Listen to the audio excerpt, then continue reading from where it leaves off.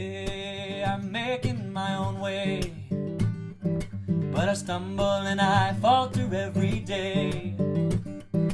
But I love my baby now. Well, I love my baby, I'm still learning how. Hey, hey, hey. Hello, and welcome to Pathways to Parenting Success. My name is Jan Hittleman, your host, and we really welcome you. We're happy that you're here. We have a very important topic to discuss today. Our topic is the homework debate. How much is too much? And we're going to be discussing the research behind homework and some strategies that parents can use to effectively help their children be successful in school while getting that homework done. And how much is too much? And what's good homework and what's bad homework? We're going to have the answers to all those questions coming up in the next half hour. Keep in mind, if you're watching the show live, you can send us questions live to our show. We would love to hear from you. To do that, you just need to go to our website, boulderpsychologicalservices.com, click on the calendar and on this event, and you'll see a form that you can submit those questions. And as soon as we receive them, we will include them in our conversation. So please participate if you'd like. I also want to thank our sponsors, the Boulder Valley School District, the Daily Camera, the Parent Engagement Network, the Boulder Counseling Cooperative, Boulder County Healthy Youth Alliance, Centennial Peaks Hospital, and the Hope Coalition. We so appreciate your support for making this show and other programs in the community possible. I have a great guest with me today, Josh Baldner. Josh is the principal of Mesa Elementary and Gold Hill Elementary Schools here in the Boulder Valley School District. And Josh has been in public education as a teacher and administrator, both in elementary and middle school, for the past 21 years. He and his wife, who's a third grade teacher in Boulder Valley, are the parents of an 8th grader and 5th grader in the district as well. And Mesa Elementary has the distinction of being one of only 12 schools nationwide to be named a seal of excellence as a welcoming school by the Human Rights Campaign. So I want to just welcome Josh to our show. Thank you, Jan, and I really appreciate being here. I, like most educators, am really interested in this topic. This really is the juxtaposition for that partnership, home and school, for so many of us. And I want to say from the outset, I don't hold particular expertise in this topic. I've just been fortunate to be in school community that has taken this on, has studied it, has explored it, has tried to develop something of a philosophy statement about it, and it's just something that we've been engaged with. And so I'm happy to share anecdotally what this has meant for our community, and as much as that applies to our audience or any other schools. So thank you. Appreciate it, Josh. Appreciate you being here today. I want to start off with just a little bit of background regarding homework. Preparing for this TV show, I was kind of surprised to learn that the homework debate has been going on for a long time. It's actually started in the late 1800s, if you can believe that. At that time, elementary school, which was 1st through 4th grade, rarely received homework, and those in what was called grammar school, which was 5th to 8th grade, typically received 2 to 3 hours worth of homework each night. And then in the 1950s, there was renewed interest in homework following the space race and the launch of Sputnik in 1957, where homework was reconceived as maybe part of a national crisis in terms of the U.S. losing the Cold War to Russia, and our kids needed to be smarter. In the 60s, parents became concerned with children not being assigned enough homework in the belief that it really was essential for their academic success. And then through the 80s and 90s, most adults supported and endorsed homework as a character building and academic benefit kind of a process. Today, however, there's some disagreement about homework. How much is too much? What's good homework? What's bad homework?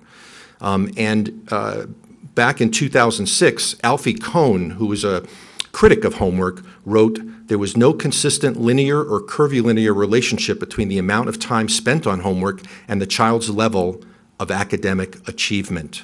And this led to films like Race to Nowhere, for example, which we had throughout the district several years ago. And one of the topics that they focused on is how much time kids spend doing homework at night, etc.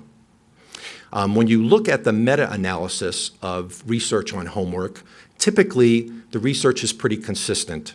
And it does show that there is benefit to homework in middle school and in high school.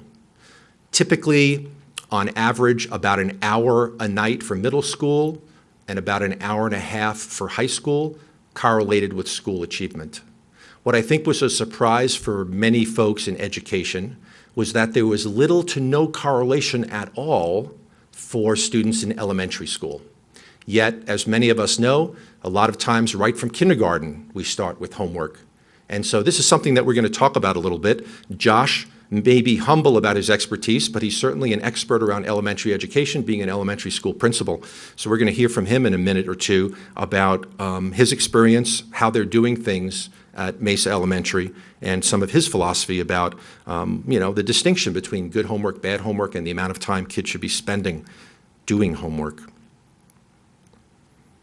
The other thing that I found interesting in researching this topic for the show tonight is when they do research on large numbers of students, on average, nationally, kids tend to do about an hour's worth of homework a night.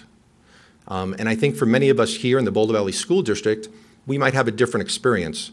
I'm a licensed psychologist, and I do a lot of psychological testing, psychoeducational testing with students.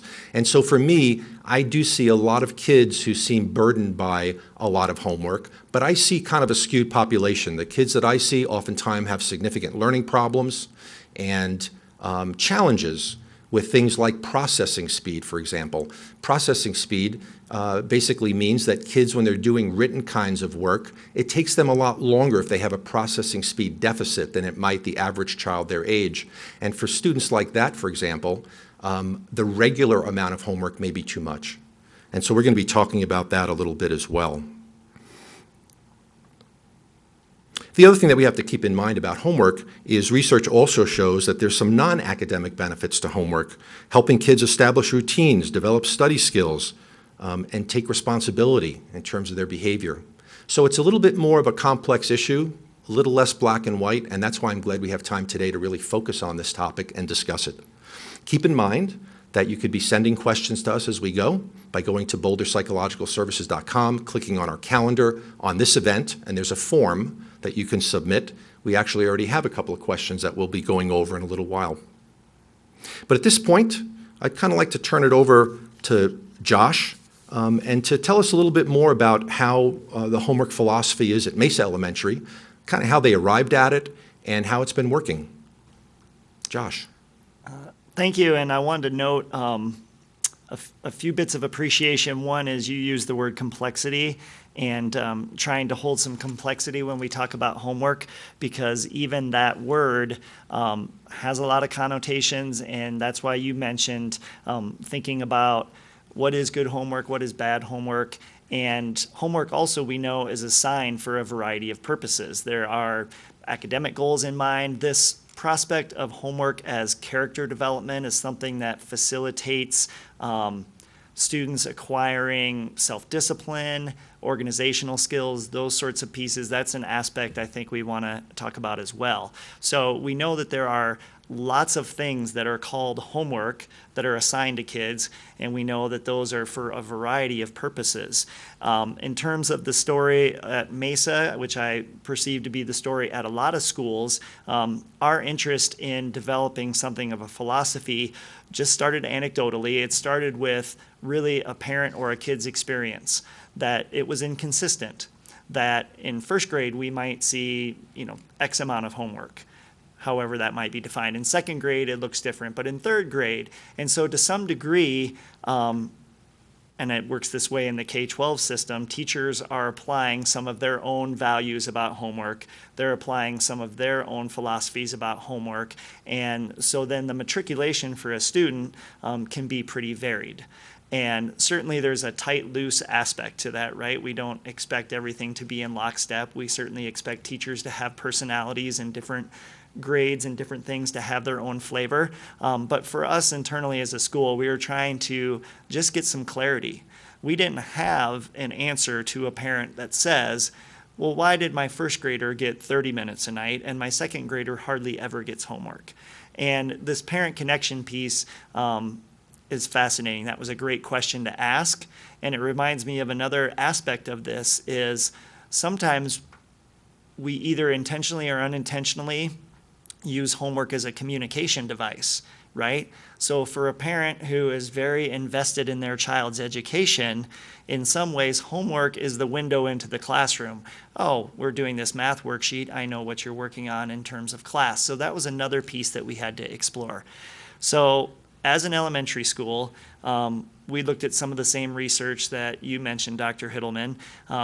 We read what might be considered some pretty biased pieces about homework. There was a bit of that anti-homework movement sentiment. I think that it's fair to say and to generalize nationwide, there's been a bit of an anti-homework or anti-homework backlash sort of piece, right? And as a school, there was certainly philosophically some of our teachers feeling that way, as a principal feeling that way, right? You get a hold of that piece of research that says, well, you can't really correlate achievement and homework in the elementary setting, at least. Okay, let's make a change. And there's a tendency, as we know in education, like in a lot of enterprises, to do these pendulum swings. So we immediately were trying to be a little resistant to the pendulum swing. We paused and we said, as a school, as teachers, as a community, well, wait a minute. We don't just want to go to this no homework thing, right? What do we mean by homework? Is practicing an instrument homework? Is reading at home, even for pleasure or by choice, homework? Is a student who is really excited about a topic at school and chooses to go home and research more about that, is that homework? So we tried to expand our thinking and our definition and say there's got to be a balance in there somewhere. And you don't have to be an educator to apply some logic. If you practice things, you get better at them. If you want to learn a language, you practice it. If you want, I think a real concrete example might be sports or instruments or those other extracurricular pursuits. So there's a logical piece of us as educators going, well, if we wanted a kid to get better at an instrument, we'd ask them to practice. So that led us as a school, and I think a lot of schools in the Boulder Valley system or other places in nation, whoever's tuning in, to sort of try to define, well, what are we aspiring to do? From a purpose standpoint, what is, air quotes, good homework? What is bad homework? And we came up with a couple really basic definitions I think almost anyone would arrive at, whether a practitioner or a parent. That bad homework, as I'm looking at my notes in our philosophy statement as a school, if a student is confused, if you're at home and you're confused, if you are not able to do it independently, right? I'm a parent. We all know that experience as parents where you're towing that line of doing the homework for your child, or, where's the boundary here in terms of how much I help? What do I do when my child is wrestling with something they really don't understand how to do? So we looked at, that would be an example of bad homework. Something that's boring, something that's tedious, something that's long, or something that seems to lack purpose. We would certainly expect even a 5-year-old at the elementary level to have some sense of purpose. Why am I doing this? Why is the teacher asking me to take home a book bag and read these books? So the last piece that we identified around bad homework, and that was really meaningful to us, is when the family dynamic is interrupted, right? And we're sensitive to that. We know in any school setting, in any level, whether that's K-12, that's the high school level, which I'm less qualified to speak about, or the elementary level, if there's tension in the family dynamic, if parents and kids are fighting about homework, if it's causing stress, something's not right there. Mm-hmm. And that's, the marriage of Jan and I working together. And that's, I'm curious where your thoughts are as I talk about that tension piece, Jan. Yeah, I appreciate you bringing that up, Josh, because, in my world, sometimes I think to myself, half jokingly, that if there was no homework, I would have a lot less business. Because it's so common for me to meet with families where, that evening homework ritual is a source of conflict and arguments, etc.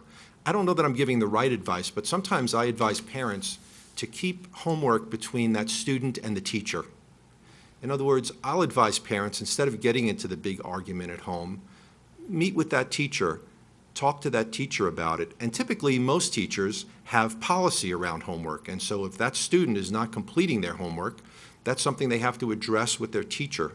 And so I wonder what you think about that, if that's good advice or not, but that's something that I've done over the years, suggested to parents to sort of empower the student. It's their homework, it's not your homework, You could be there to help if they ask politely, but I kind of steer parents away from sort of looking over the shoulder and, get started with your homework and just having that opportunity for a lot of potential negative attention seeking that could really turn into a big nightly challenge for that family.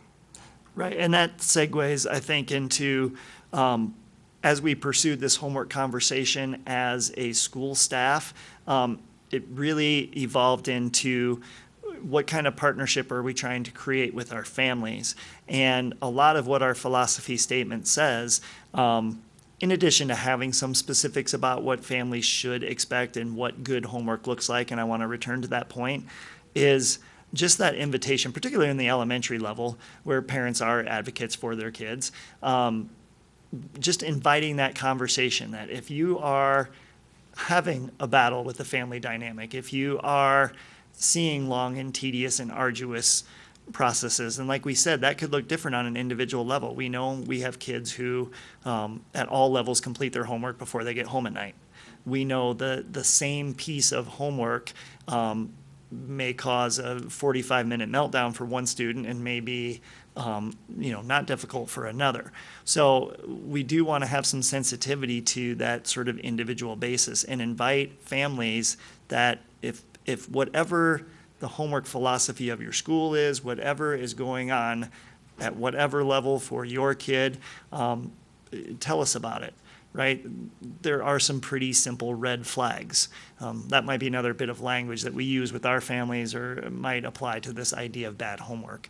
But I want to also spin it to the optimistic side because Mesa is not a no homework school. You mentioned what is logical, that reading at home at any level does correlate to reading achievement for kids. We want kids engaged in reading at home, and we want to put in motivators and supports for kids to do that. A kid reading nightly for pleasure is going to have all kinds of outcomes, and even that character development piece we talked about.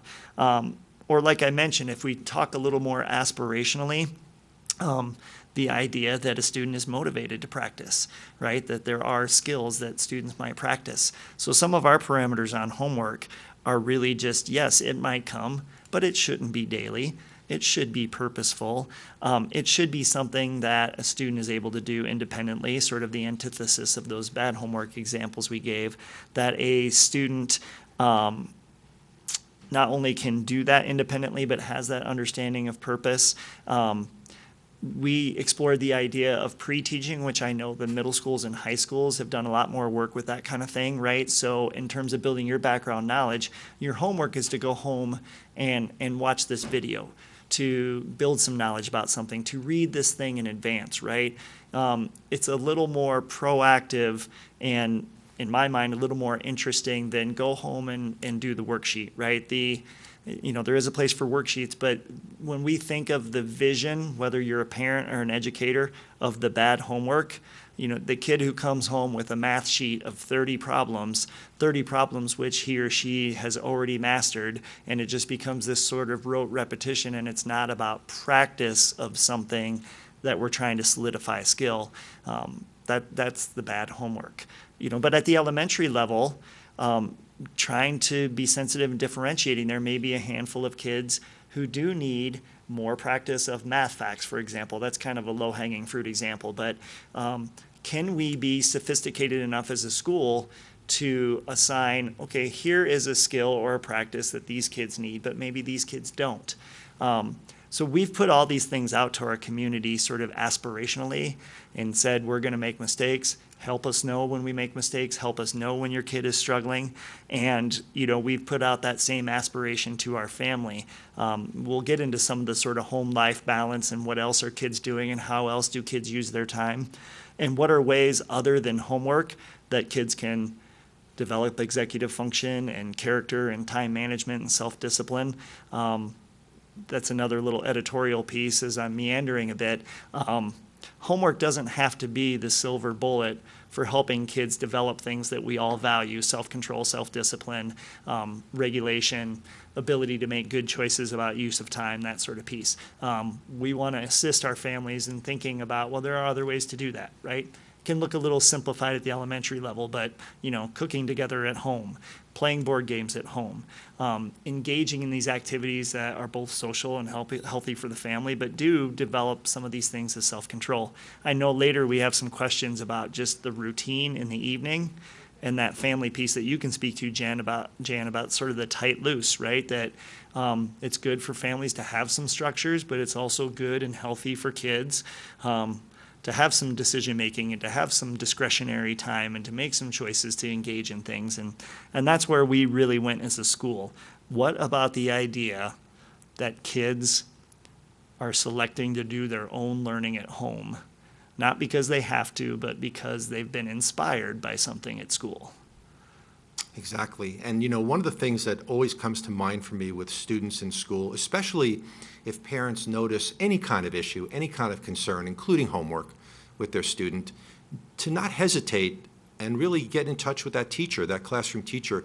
The most effective way education moves forward is when we have this great collaboration and team approach between family and school personnel. And I think too often, for a lot of different reasons, parents are sort of reluctant to bother the teacher, to bring it up. It's an issue at home. Sometimes the teacher doesn't hear about it for days, weeks, or months. And help me out with that, Josh. I'm assuming teachers want to hear that from parents, and they want to hear about it sooner than later. And I'm guessing you've seen a lot of that as principal at Mesa Elementary in terms of parents that, have good communication, collaboration with the school, and then other families who, for whatever reason, don't really engage the school. Maybe it builds up over time, they get upset, and then it's a bigger problem than it even needs to be. Right. And always assuming positive intent. That's sort of an axiom across education in a lot of fields, assuming positive intent. So even when schools, families, that partnership gets sideways, I think you'd ask any educator, I'm not representative of all of them, but that it always starts with some amount of positive intent. And I think you alluded to some things in your experience where it gets sideways, right? That maybe a parent has a concern, but is reticent to ask, doesn't want to be that parent.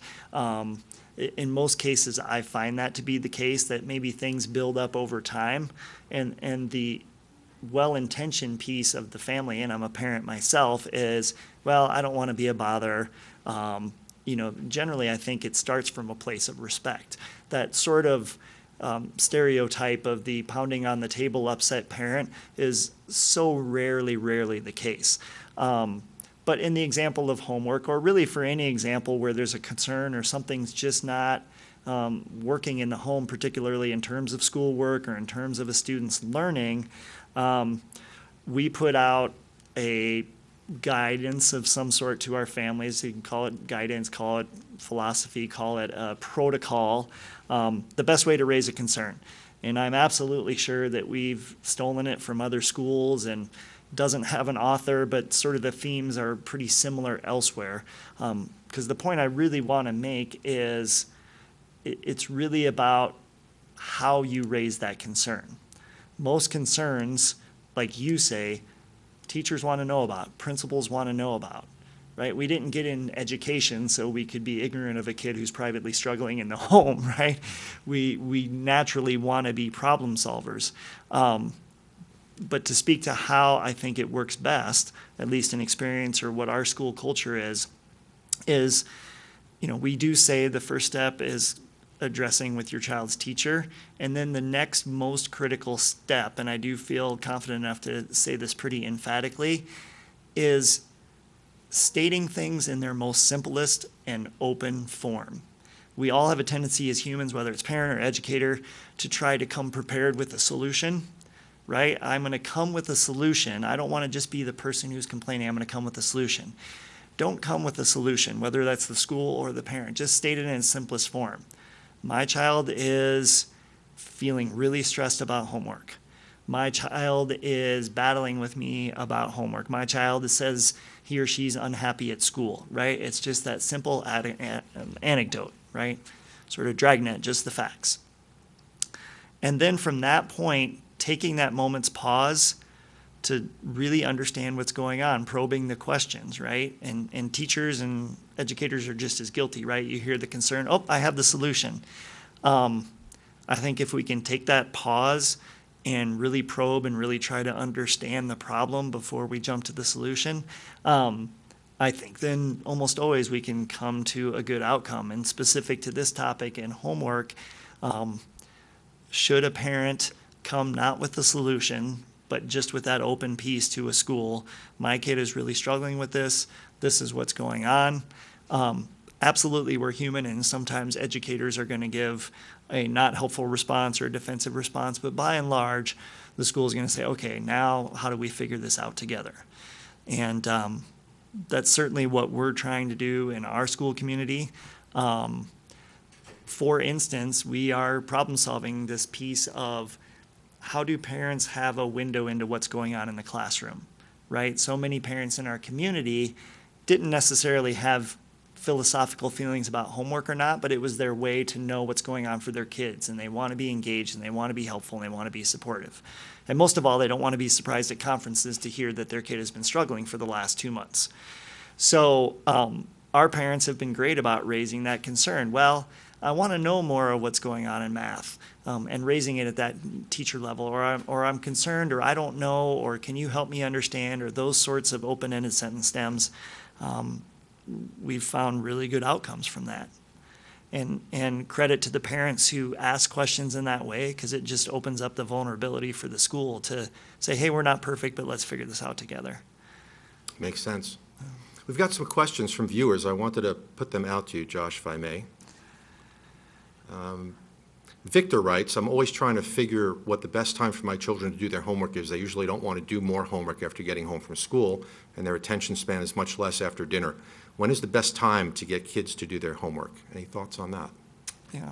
Well, and I hope my response doesn't sound too vague, but it really is situational and it's individual. And we know and hope that our kids are involved in other activities, whether that's sports, music, drama. We know that our kids have busy lives. A lot of our kids have obligations to other things. A lot of our kids could be caretakers of other family members. So our kids are busy and family schedules vary.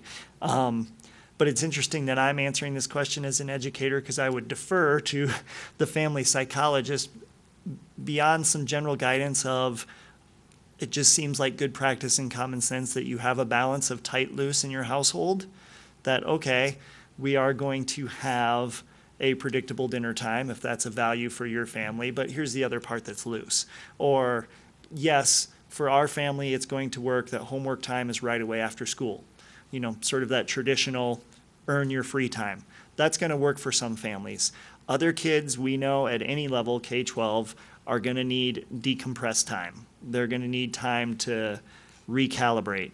And so, you know, just encouraging any family to sort of really think about the needs of their kids and their family schedule, and just trying to make a plan that's predictable for a kid about sort of tight loose. Here's the thing that's going to be tight. Here's either the time or the routine or the ritual that's going to be tight, and here's where you have the flexibility to learn some of that self-control and discipline piece that we hope for. I would agree, and the only other thing I would add is, you know, you can be kind of creative with your kids. It's never a good idea to have them, to work out a deal with them where, you know, they play before they work. It's always a better idea to work first and then play. So it's never a good idea to negotiate with your child. You know, if you just let them play that video game, they'll go do their homework. But at the same time, to turn that around is fantastic. To give them some kind of a positive incentive, and the kind of incentives that I really encourage are not things in video games, but quality time with the family, some fun activity with mom or dad that maybe they don't always get to do. And so you can incentivize them sitting and focusing on their homework by offering that incentive to them, that after they complete their homework and do it well, maybe there's a fun board game that the family plays. Maybe mom and child go and get hot chocolate down the street, to try to incentivize it a little bit, to make it a little bit more motivating for that child.